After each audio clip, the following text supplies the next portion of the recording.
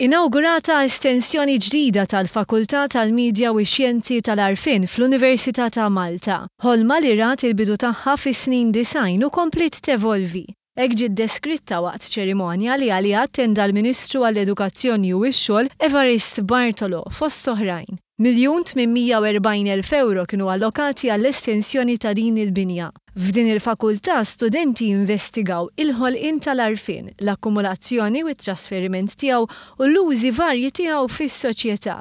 Il-proġett jinkludi 2 laboratorji ġodda, wieħed ta' xjenza konjettiva u ieħor tal-arti diġitali.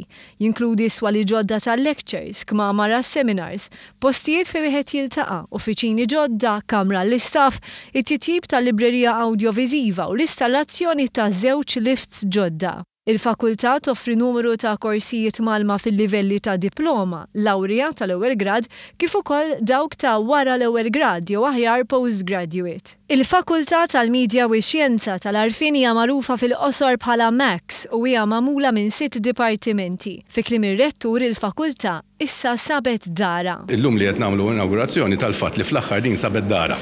Right, ġifieri bnejna l-faċilitajiet biex ovvjament daw id-disċiplini kollhom ukoll il-laboratorji u l-attrezzatura li hemm bżonn biex ikunu jistgħu jagħmlu dak li huma s-soltu kienu qed jagħmlu ħafna aħjar anke ikabru d-dimensjoni tar-riċerka kif ukoll tat-taħriġ u anke tal-outreach li s-soċjetà.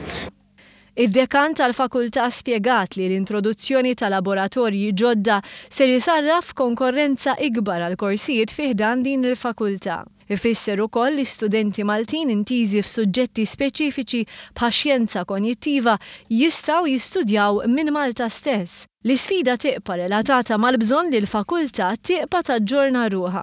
U l-isfida hija dejjem dik li inti tkun kapaċi li f'dinja li dejjem qed tinbidel speċjalment fil-qasam tagħna li żomm kurrenti ma' dak li qed jiġri li r-riċerka tiegħek dejjem tibqa' kurrenti u b'dak il-mod inti li l-istudenti tiegħek tista' tallimhom dak li huwa verament meħtieġ.